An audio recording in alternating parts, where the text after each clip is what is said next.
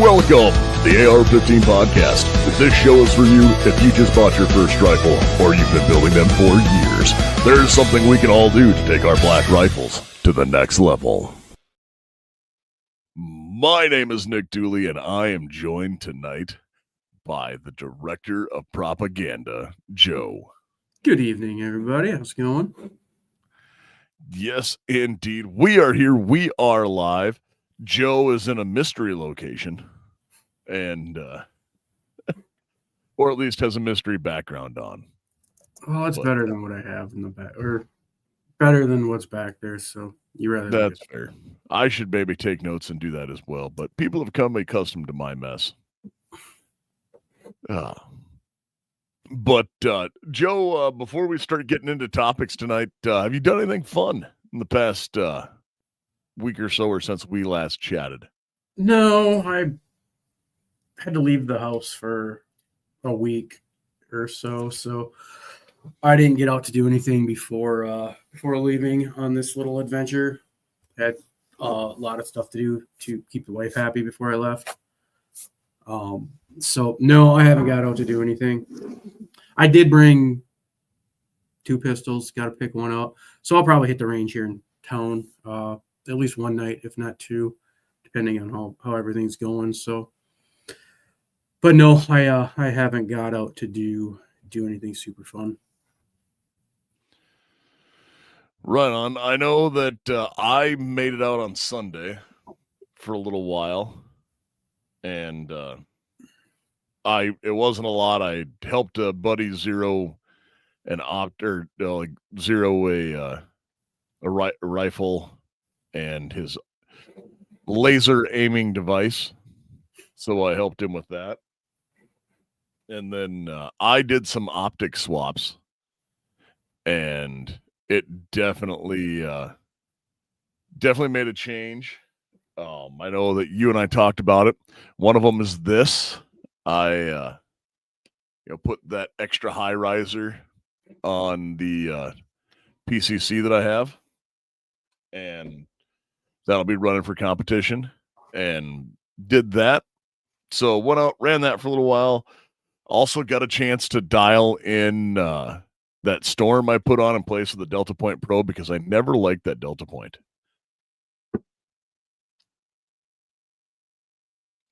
Oh, excuse me. And I don't know what it was about it. Like it didn't click for me for whatever reason. And I don't know. I have nothing against the optics generally. I think it might be how tall it is on the backside. Have you tried it on you've had it on multiple pistols, not just the I've one? only ever ran it on the one, but like here, if you look at this is how tall that thing is on the back. Mm-hmm.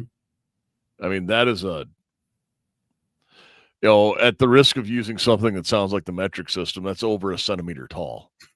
So, like, even with suppressor height sights, you almost couldn't get so I think it was slower for me to pick up because I had to go so much higher.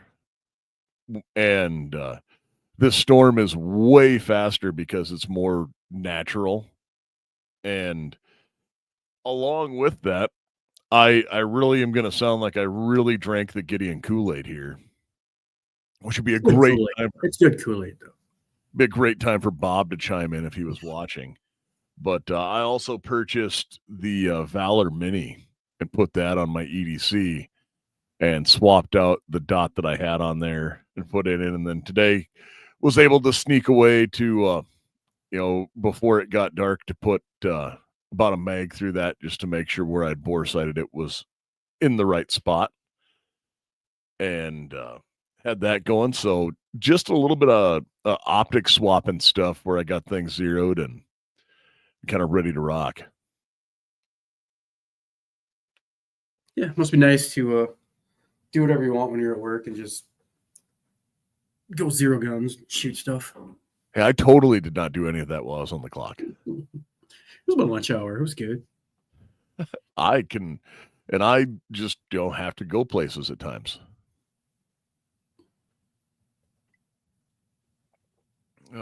But no, it was definitely nice to be able to get that done. And even this, I really like this new enclosed emitter setup I have more so than the one I had on there before. And I'll have to have you pull it up and try it sometime. I know you have a dot on yours right now. Mm-hmm.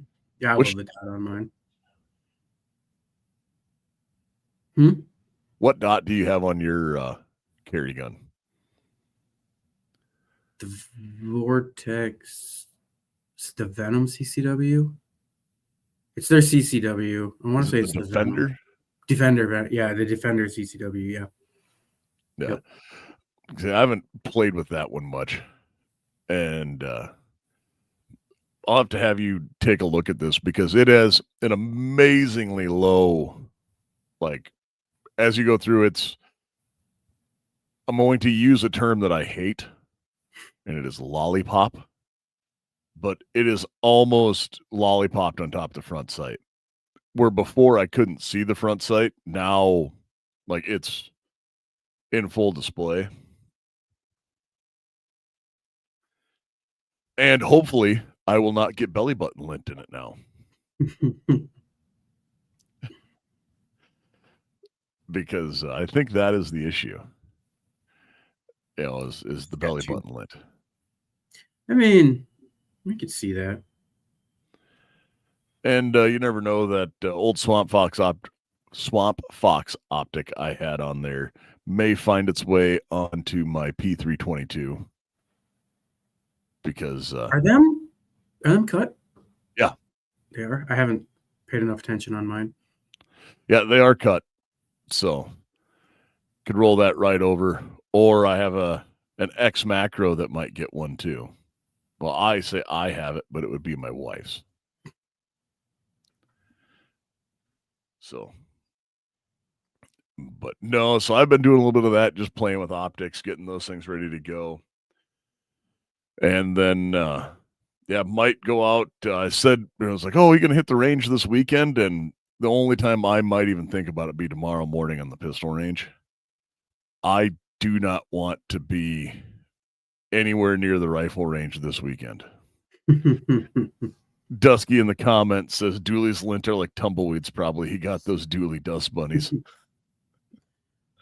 Yeah, it would not be a good weekend to be on a public range in South Dakota, or probably anywhere that might be anywhere in the middle of nowhere when stuff starts. Those guys that pull up on any gravel road and like take a couple shots, see where they're hitting, shoot at a rock that's 100 yards out. Oh, close enough. Yeah, so we are on the edge of deer season. Let's see, Black Hills deer started last weekend, and there's a couple counties that are doing West River this weekend, that kind of open one weekend early. But West River in general opens next weekend, or everything's based off of Thanksgiving for our seasons. Yeah, the 15th, and then East River opens the weekend after that. So right now is the last minute. Oh man, I got my box of 270 and I went and picked up some more shells and I'm going to shoot my 5 rounds to make sure it's zeroed. Oh, you give them that many? Most of them it's 1 or 2. Oh, I hit the black marker spot on my on my paper plate there. We're good. But it depends. If it's the shooters, they might shoot 5. Maybe. Those guys usually know where they're at. It's not a bad thing to go out and confirm 0 just because, stuff happens. It's when you're out carrying them around, like we do, where we're lugging them to and from the range and to and from, in and out of different states and stuff like that. A little more likely, but I remember how we deer hunted. The fact that we didn't check them every Friday was probably a dumb idea because we were bouncing around in trucks and laying on doors because we slid through the snowbanks, and I'm surprised we didn't knock more of them off. Especially, I'm talking like the old school bolt action, 3x7 Tasco. Those things weren't what they are now, so they're a lot easier to lose that 0. Yeah, 15 on paper and then another 20 on steel out to 200 today with the 458, and that was a short day. I watched what says. So I know that you were getting ready to go out and start deer hunting with that 458 SOCOM you have, which like that's good, and we're not discouraging anyone from going to the range and especially getting ready for deer season. It's more we know our local public range, and it will be exceedingly busy. And that's the problem is there's it's almost impossible to do anything because it's basically you need an RO to be like, all right, everybody good? Shoot your rounds. Now everybody step away, go check your target, bring them back, next man up. But we don't have that. It's a free for all. One guy shooting the whole time people are trying to walk down. It's a mess. Yeah. Well, I didn't shoot at you. Oh, you're gonna get shot at. And it's a little crazy. It's one of those times to hold or to definitely avoid that. Much like, avoiding other things, but I did we had another topic for tonight and we still might get into it. And Dusky says that the holdover for his 450 Bushmaster is the same for his 22 at 200. And what about 250 and 300? It's I bet the 22's holdover is higher then. But in the business, we call that foreshadowing. But yeah. I am going to take 1 second here to do a little PSA or to talk about this and remind everyone that in 2 short months, the rules for filing your e-forms things will have changed, and they will go to a $0 tax stamp. So with a tax stamp calling $0, there's a handful of things you can do as a preparatory command to get ready to go for that. And if you do not have a copy of your electronic fingerprints, I highly recommend getting one of those. And the easiest place to do it is go to EFTcreator.com. EFTcreator.com. I'll throw it in the chat for anyone watching. But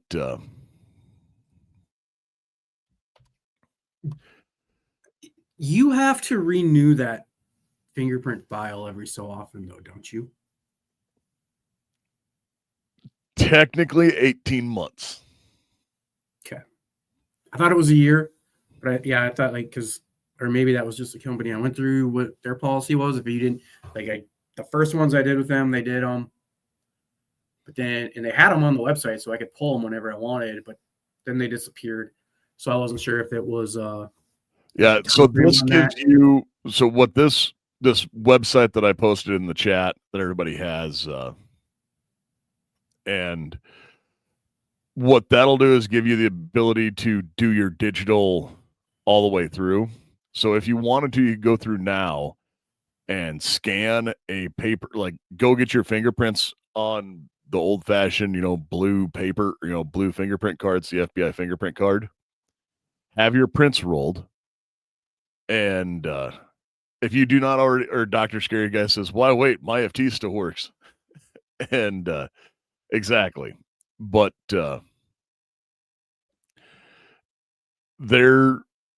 when you're going through this, getting an EFT done, you scan it in, and this company will convert your scanned fingerprint cards into an EFT for you. So if you're filing a Form 1, which is creating, so if you're going to make an SBR, so if you have like an AR pistol or a PCC that you want to have, get your EFT done. Have a picture of yourself that you can put in there so that you can go through, and please, for the love of all that is holy, get your eForms account and then know what your PIN is and what your eForms account username is, because you're going to need to know that stuff.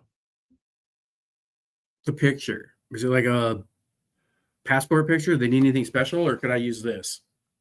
Actually, now they've changed it to you can use a selfie. It used to be like most governmental IDs, you had to use a black or a white or blue background.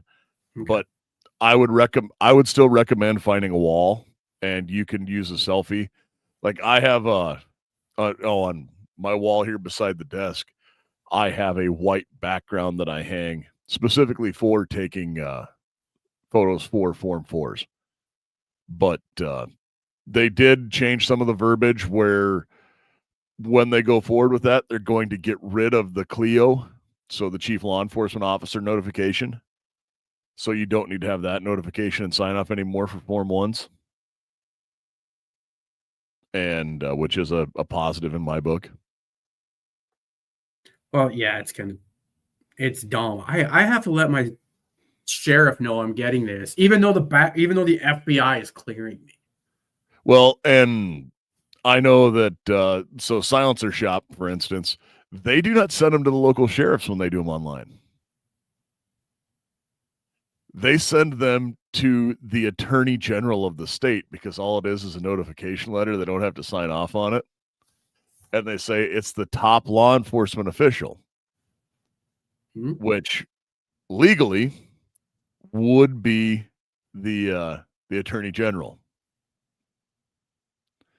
So they send it to the attorney general. And yeah, that's just one of those. So I watched what here says I have all my stuff ready to file, going to do individual forms. Then after they come in, I'll file as a transfer to the trust, as that takes forever. Joe and I were actually just talked about that before when we were sitting here getting ready to come on. I asked that question because I have seen companies that are advertising 3 days for the Form 1, 4 days for the trust. Like it's coming in quick.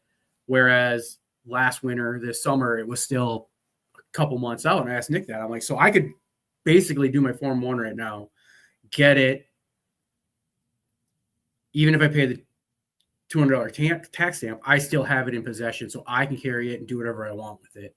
And then once January 1st hits, I can just take all of them, put them on my trust so that now they're inheritable, or the kid can take them to the range or travel with them and that sort of stuff, and not have to worry about using, because that was the problem before. If you did it as a Form 1, you still had to pay another $200 to put it on the trust if you didn't do it right away. So yeah, we had that, we were having that conversation, and I was going to bring it up. So yeah, so that is an option as well. And Dusky says there's going to be a lot of people jumping in line at the first of the year. That might back some things up pretty bad if all those many thousands of people apply at once and they're not processing them yet. They are NFA branch is supposedly back at work even during the shutdown. So because they're essential. Yeah. And yes, we will still have to fill out the Mother May I paperwork to travel with an SBR or an SBS.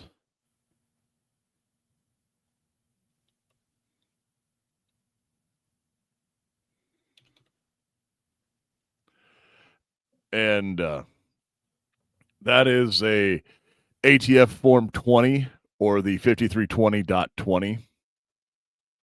And what it is it's for temporary export of certain ATF forms. And you fill this out, and you go, nope, I have this. And this form is for persons other than an FFL or government agency to move any NFA stuff, or not any NFA stuff. So any machine gun, short-barreled rifle, or shotgun interstate. But FFLs technically don't need that. And I have seen some amazing things listed as reasons for travel. One of my favorites was for a P90 SBR, and it was for Stargate LARP. and I approve that, like, with all my heart.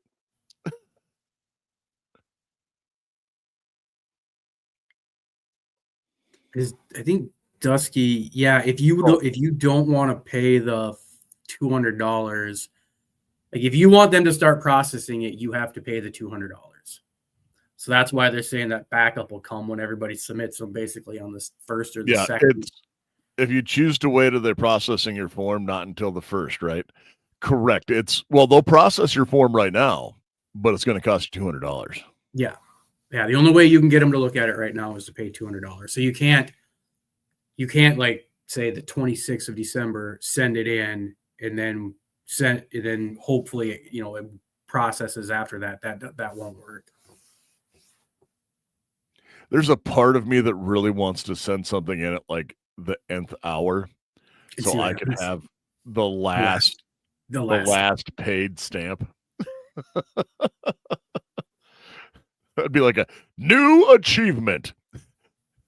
In the dungeon crawler car, new achievement. You have now gone through and done something so insanely stupid that it cost you money. Congratulations on being the last idiot. Now, if they ever get rid of the stamps, that would be the cool one to have. Would be the actual last stamp. Yes, that would be the way to do it. And Dr. Scary Guy says, remind me to regale the discard with tales of my 5320.20 and the reasons for moving and manufacture. I did not do that with the free amnesty things. Still waiting on the second of them because of court filings. Yes, I have seen some of these, and you do need to start posting those in the Discord. But, as you're going through and post those things in the Discord, that's great. That's one place to come and look and interact with us. And we were talking, and this was just one of those things. I've been talking about some of this Form 1 and silencer stuff today, and I went, we should maybe kind of do the PSA of get your stuff set up and be ready if you want to be one of those first people jumping on that bandwagon. And that would be a great thing to do. I see Royce is asking, do we need an invite for the Discord? And we'll pop one of those into the chat here so that it'll pop up as we go through. But really, when you come through, like, you join the Discord is great because you can talk to us, everybody else. We have a lot of stuff going on there. We have a lot of random conversations in the Discord. I think there's the Whiskey Philosophically. We have the Whiskey channel, build channel, competition shooting, and then just a general free-for-all. Yeah, and you never know what you're going to get in there. But, the one place you do always know what you're going to get, and that's with VZ grips, because the unique features of VZ grips, they're machined from a solid block of G10. And G10 is great because it's durable and doesn't get slippery when covered with mud, blood, or sweat. 17-degree grip angle, a wide variety of textures from mild to extreme, as well as color options, and shorty versions are also available. 1911 grips with extreme customizability, standard swim palm cells, some notches, safety cuts, bottom profiles, and more. More than 25 textures and 27 colors are available. There's one coupon code that is good for 15% off all handgun and rifle grips, and that code is AR-15 POD 15. That's right, it changed. I gotta make sure I'm putting this in the right spot. There, we got it into the Rumble chat. Yep. Well, most of the Rumble guys were in there, but we are there. So that is where you can find us. That is where you can talk to us. And we're generally really responsive there. If you have a question, one of us will be popping in pretty much, momentarily or within at least 2 to 3 business years of somebody sending us something on there. It's weird. There's days where I'm in there a couple of times a day, 3-4 times a day, and then I forget to go for 3 or 4 days. Like, oh, I forgot about those guys. But no, and they can ask questions, those sort of questions too. And and if you are on Discord or in the channels, you can actually direct message us too in there. Either Nick or I or Garth. I think he's still in there. I don't know. Yeah. And we are. So. Yeah, it's a good place. It's a fun place to hang out and talk and ask questions. I mean, we don't claim to know everything or don't take any legal advice from us in there, but. Well, that's just kind of our general statement of remember, no matter what, we are not attorneys. And nothing we say should be construed as legal advice. So with that, I think we got our PSA out of the way, and we covered that as much as it is. If you want to find out more, join our Discord, talk to us. We'll help you through the process, and so will the rest of the guys. And you'll only get some bad advice, mainly from AR Drew. So, Joe, as we go through here, I know you and I have been talking about, and both of us have done this, and it's really kind of apropos with you talking about the Steel Challenge stuff. But everyone knows about dry fire, and I've heard some people kind of talking down about dry fire lately. I don't know why. I mean, there are certain things you shouldn't dry fire. Your rim fires, especially your rim fire rifles, that's not a good idea. But it doesn't hurt. I know there used to be that stigma of don't fire without a round in the chamber. That is, I think, been proven to be completely false. I don't know a single actual like real these people make their living doing training classes that will tell you not to do it. Yeah, I've heard of one or two, and this is a guy who went from like a very well-regarded trainer to now had some other issues. And he was like, well, dry fire is because guys are telling you to dry fire, write dry fire books. I don't like dry firing. I was like, okay, well, you're entitled to your opinion, man. And I get it. There is no replacement for actually putting rounds downrange. But you can still do that draw stroke and trigger press and doing it properly. Well, there's so much you have to do before you even pull the trigger, especially with a handgun. Even then, to a point with a rifle, depending on how you're carrying it and stuff like that, just making sure that when you draw, that your index, like your dot is where you're looking. You don't necessarily have to pull the trigger on that, but in my opinion, that is dry firing. You're doing a dry run of your draw, of your presentation, of your sight picture. That's, and there is no reason. The other thing is, Rich said it when we were out there in Colorado. Once you pull the trigger, you can't get the round back. There's nothing you can do about it. Yeah, so you don't. Written. So if you're only worried about that first round, and it doesn't matter if you have the recoil or not. If you come up, if you present, however you're doing it, if you pull the trigger and that dot moves all over the place, he did it with the laser, so you could see what the movement was going on. That is still very beneficial. There becomes a point, yes, where you need to train with the recoil or to make those follow-up shots. But so much it goes on before that dry firing is it's worth its weight in gold. It is, and I would argue one thing that is almost equally as important, as good, is sub-caliber training. Oh yeah. And what I say by that is using a 22 long rifle analog. I watched what says Joe's stealth cloak is kicking in. Yeah. Need to get one of them. But no, dude, so here's the best example, because we've talked about this topic before he showed up for the show tonight, is the amount of guys that shoot PRS and the elevation of PRS 22, the NRL 22 organization, Pro Series 22 for the different.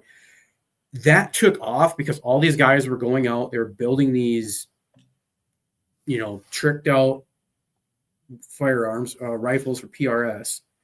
And then they were building the exact same rifle, just in a 22 caliber, same optics, same everything, because you could practice at just 50 yards, but practice from your different shooting positions, your different, even having the same trigger. So they get used to just the trigger pull. There is so much that a 22 can do for you, just in transitions, especially like with the pistol, just getting used to moving from sight 1 to sight 2 or target 1 to target 2, and not wasting, when you're throwing 5 cents around down range instead of 25 cents or 45 cents, stuff like that. It's economically, it's huge, and just getting the reps in is huge too. I mean, so many people have. I know that we're really talking about, and we always kind of focus on the AR side of the house, which is great. That's where my heart lies. But I don't have a lot of perceived recoil out of an AR shooting 5.56. Again, we talked about that just like purely with my body mass. They made jokes about me. They're like, oh, yep, no, kind of like my apparently I have large hands thing. It's like, man, it's like the thing's like not even moving you. It's like, yeah, because it's almost like it's 5.56. Yeah. I can understand it a little bit more like with pistols, because it's hard to take the recoil out of a pistol with a centerfire pistol. But I'm with you. My PCC, my 3-gun rifle, they're tuned to the point where there's not a lot of recoil there. So shooting, and there's enough. I mean, my 15-22 is so light. There's enough barrel movement, or there's enough when I pull the trigger. It's probably more me just needing to get a better trigger pull on it. But I think that there's like invaluable training, especially if you're doing like transitional training, where really what you're working on is trying to build speed in transitions and moving back and forth, not just because of the weight difference. Like generally a 22 AR does way less than a standard AR, but learning to drive the gun and where to look will make you faster than trying to build a better golf game, if that makes sense the way I said that.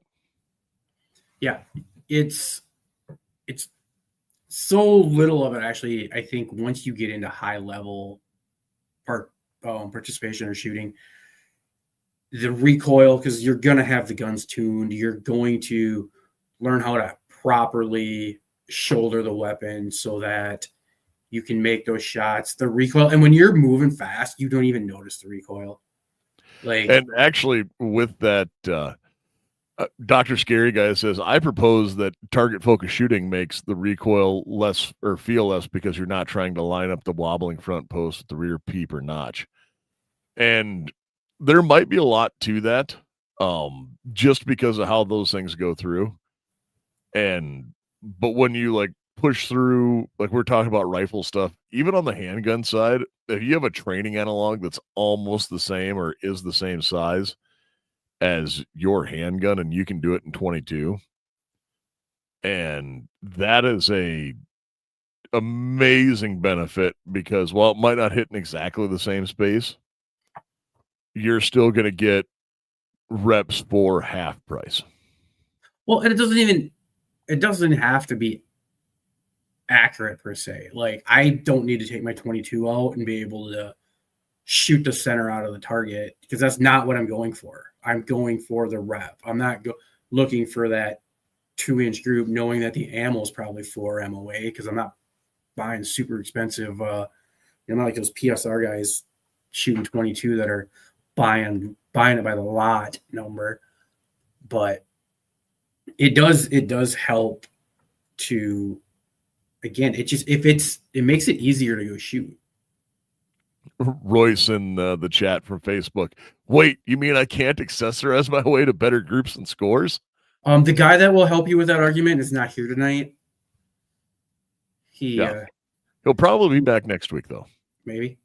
He seems to think you can, but no, it's but going through and getting that stuff set up, Like if you're going through and you have your rifle or you have your, even, I'm going to say even for airsoft, like, Clicker was talking here and he said he's building a gas airsoft gun for training. I have an airsoft 320 that has full recoil and everything like that. And kind of like you're saying, it doesn't need to be supremely accurate to work on transitions, but it does work great. Much like Klecker Tactical Holsters.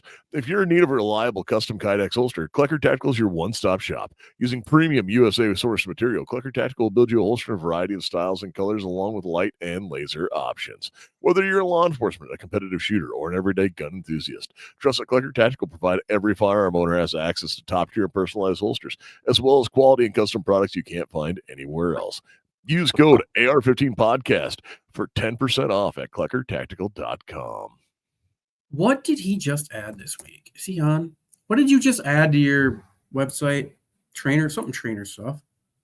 But I know that I need to talk to him anyway about a new holster. So training tools. What was that? It looked really cool. I forgot to go look at it. No, not that one.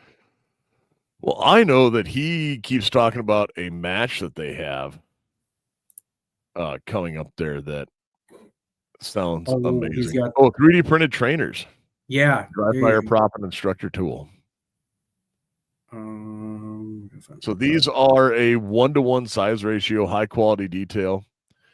And he has them in 1911 Beretta APX A1, the Daniel Defense H9, Glock 19 with 3 different light options, the Glock 43 MOS with a TLR, a Ruger Mark IV, a XD, XDS, and a 320, and a Fuse with a TLR 7 and Romeo Red Dot.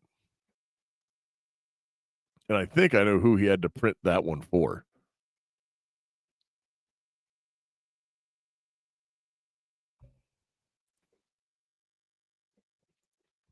Yeah. But no, that's some of the amazing things that Klecker's making right now.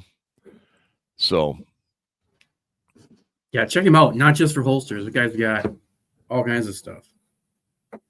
And he's here in the chat and he says they're adding more soon. And yes, I need to talk to you tomorrow about another new holster because I did another thing today. So, well, not today, I guess this week, but getting a gun that hopefully won't eat my hand. Oh, you did order that one? I did. I figure it's worth the metal framed M&P is worth a shot. Yeah. Like, especially for the price I got it for.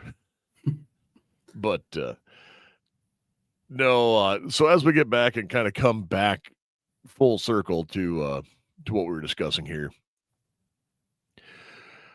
There is a ton of Dirt Racer 412 says, how close is the Shadow Systems Ace VR to a Glock? I don't know because I'm not a Glockophile, but I can, and I didn't buy the Shadow Systems Ace VR, but a Shadow Systems is a fancy Glock. So that's all I have to say about that. But while we're talking about this, like Ace VR is an amazing training opportunity with VR and no recoil. But stepping it up another notch would be going to airsoft, and then beyond that is 22. And I really think that 22s are one of the most amazing like training assets that we don't use enough. Oh yeah. The 22 is it's great for building your fundamentals. You get that initial trigger pull, see where you're hitting. You get to me it's like dry fire with feedback. You can actually see where your hits are going. You can see what you're doing in real time.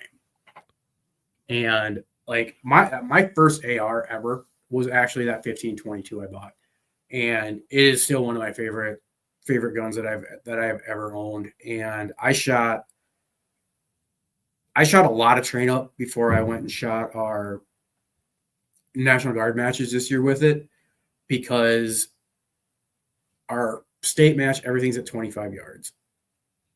And it's just so cheap to just shoot it. I did it. I bought a cheap knockoff ACOG for it because I'm not super worried if it doesn't hold a zero. I mean, it should hold a zero on a 22 rifle. It's not like there's any recoil or anything like that. I'm not throwing it around. I'm not throwing it in dump barrels. So yeah, you can build them out cheap to mimic what you already have. There's a ton of conversion kits for pistols. Like I have my CZ, they have the Cadet. What are they? Cadet? I think it's the Cadet. It is. It's the CZ Cadet. Yeah, that they conversion widen barrel, so you can use your gun with 22.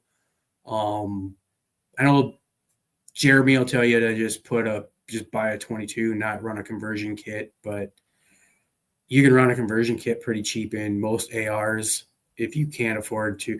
But on the flip side, it's not that much more expensive to just buy the 1522 instead of just run if you wanted to run a conversion kit. So, well, like right now, my daughter's rifle, it's got a 22 conversion kit in it. It was $150, and she loves it, and it runs like a top, and it's probably disgustingly dirty, and I need to actually shoot real rounds through it. Even on the handgun side, man, like I have a M&P, or I have an M9 22, and it's a full size Beretta that shoots 22. I have the M&P 22. I have a handful of other ones, but don't you have the 1911 and 22? I do. That was the one thing I think SIG really messed up when they built the 322 was they didn't just build it on that 320 frame, because it's a little different aerodynamic or ergonomics and stuff like that. I think they should have just built it straight. It's the same as the macro. Yeah. So it's the SIG P322 is a training analog for the macro. And the Walther PP Series 22 is a great pistol as well. And they are. Mosquitoes do suck. Clucker's saying this in the comments. And Royce in the comments again says he's rebuilding his PCC with endo megs again. Bar standard air load or AR reload reps. And yeah. All of these things are true. And nobody wants to admit how much fun 22s are until you start talking. Like no one's gonna bring it up, but once you start talking about it, everybody's like, "Oh yeah, they're great." They're just fun, and they're fun. They're great to introduce kids to shooting. I mean, if you want to teach your wife or girlfriend how to shoot, take them on a 22 first. Let them get used to the fundamentals. Let them get used to the mechanics of the gun. They don't have to worry about scope bite. You don't have to worry about slide bite for the most part. I mean, you don't have recoil to scare them away. I have one of the most stupid fun guns I have to shoot is Dutch Walker says not a fan of the FN 502. I was actually going to say my FN 502. I have an FN 502 with a dot on it, and I put a can on it, and that thing has ran like a top for me. And it's just stupid fun. Yeah, it's they're great for Although, anything. I'm going to say this, I have a cautionary tale. I need to go out and try this again. Oh, Dusky gave us a $2 Rumble rant. It just says 22 LR. And Clucker says Dutch Walker, the 502, I don't think really took off in popularity. I won one in a raffle, and it is great. But like I just know I haven't had a ton of problems with mine. I probably have 300 rounds through it, so not a lot by any means. And Oh, Royce Lake says one of his ROs has a Glock 44 with that weird Leupold dot, exact copy of his carry gun, and that's a blaster on. Which is one of the benefits is if you're doing this, you can get your carry gun in 22 and practice with it cheaper. But it's not always the case, but it does help. And I will have a cautionary tale about 22 that is not related to an AR. But I made a mistake, everyone. I'll admit it. I did. I got to go out and see if this is still true when I try it again and take like a proper bag out. But I bought a new barrel for for my 1022. So I saw it come up and it was dirt cheap. So I bought a $60 barrel because it was threaded instead of finishing threading the threading projects I have in the garage, because that's going to end up having to be an SBR with the barrel I have. So I bought a barrel and I installed it last week and I took it to the range. And I bet at 20 yards from a bench with me not sitting on a bag, I'm shooting like a 4 to 6 inch group. If you want to know how bad it is, I shot a tighter group with my 9mm pistol standing from the same distance that I did with that 22 resting on the bench. And moral of the story is do not buy them from Bear Creek. But it was cheap, and I had to learn a lesson. So I did. It's a $60 club. Yeah. I've spent way more money on way dumber things. Yep.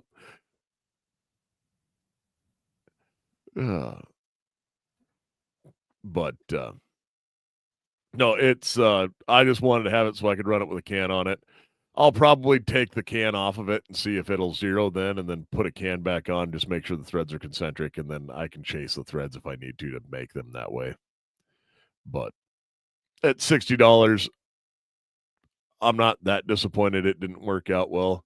Would have been way more mad if it was a $600 barrel. Well, a $600 barrel, you're calling them like it's going back. Yeah.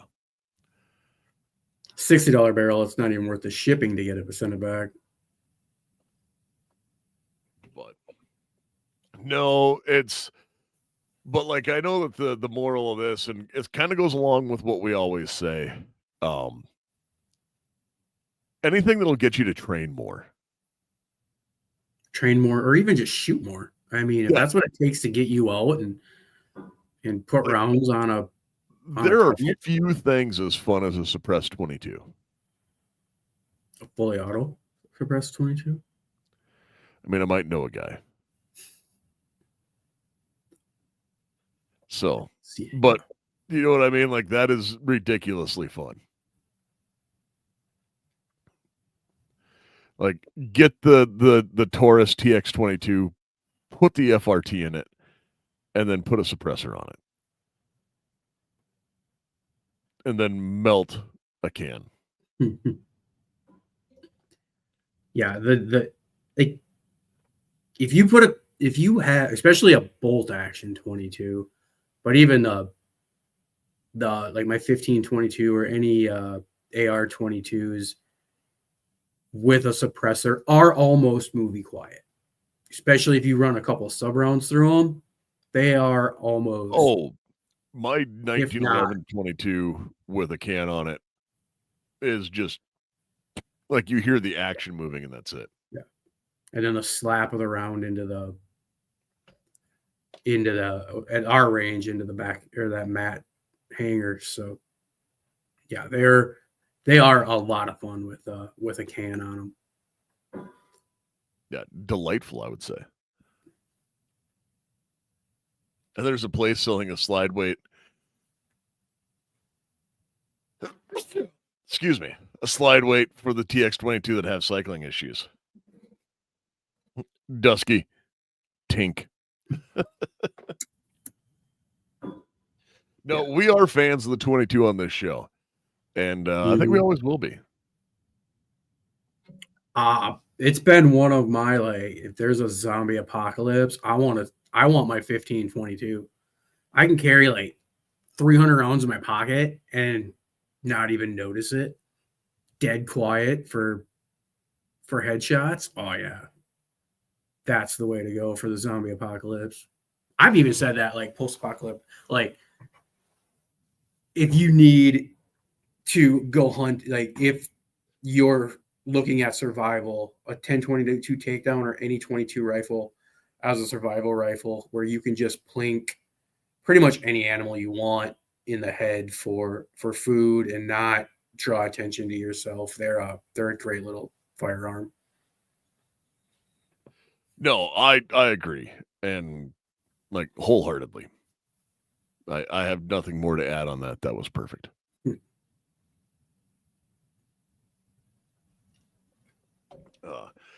No, but guys, go out, shoot more, train, run your guns, and that's how you find out what works and what doesn't.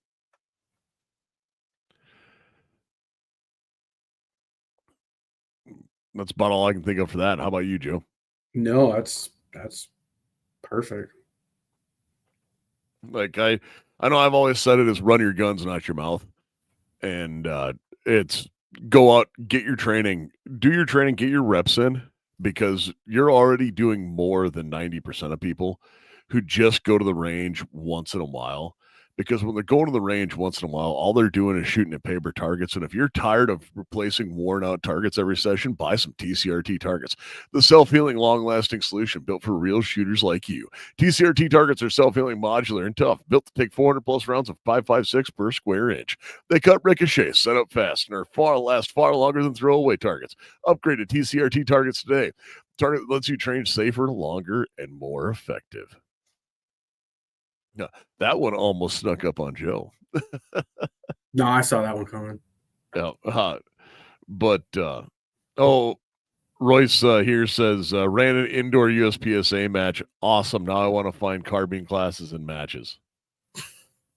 Well, you can run your PCC in USPSA as long, I guess it's up to probably the range. So I don't know. Most indoor ranges probably still okay with it, but trying to find actual carbine classes or actual carbine competitions matches are a lot more difficult. You can find precision, you can find multi-gun, but just like a standard carbine match, you're more looking at just going to your USPSA matches with your PCC, which is what I ran all summer, and yeah, it was a good time. And it's a little bit cheaper. I would love to find a. It said we can. That's why he's rebuilding his PCC to run endo mags, so that it has the same training analog as he goes across, which makes sense. Mm-hmm. No, I get that. That is the one kind of downfall to running the PCC with the Glock mags is it's a little different, but in all honesty, the few times I've had to actually make that mag change, it's still pretty much second nature. Just like with my 5.56 or my 15-22, it's all the same mechanics. I was about the only one I saw this summer running without the magwell, the extended magwell, and well, most of the time I didn't have to reload because I had 65 rounds in the stick. But just to give everyone here a little bit of taste of our Discord, we have people posting in there for reasons for transporting firearms training for apocalypse-like scenarios in other climates. Provide for the common defense, promote general welfare, secure the blessings and liberty to ourselves and posterity and all other legal purposes. Are things written on permission slips. But anything else to add tonight, Joe? No, I'm good. Stay safe out there. I mean, it just keeps getting weirder and weirder. Yeah, what a time to be alive. And guys, go out, get training. And, but I'd leave the house for a zombie apocalypse with an AR-15. No Glock magwells there. Yep. And I watched what says he posted that TX22 weight to help with your slide if you're doing super safe things. And, we have a couple more things we need to talk about. Go out, get training. But also, one other thing you need to do, go to Patriot Patch Company, patriotpatch.co. You've been staring, if you are listening to the dulcet tones of my voice and watched on YouTube or Rumble, you have seen the Patriot patch on my microphone all night. And as that goes through, go to Patriot Patch Company, patriotpatch.co. They have all your pop culture patches. And join the Patch of the Month Club. I know that I just got my Patch of the Month in this week. And it looks pretty good. It's like a turkey version of Willie Nelson with a pistol. Yeah, that's a pretty neat one. There was bonus. Did you get a bonus one this week? I did. Cart Sniper. Yep, that was one I got. Yep. So, guys, don't go out and do that. Talk to Jake and the guys over there. He escaped totalitarianism in Illinois and moved to South Dakota. But that is something that everyone should go check out. Talk to Jake and the guys over there at Patriot Patch, patriotpatch.co. And as we close out, Joe, anything else? Give us a like. Check out our social media. Check out AR15podcast.com.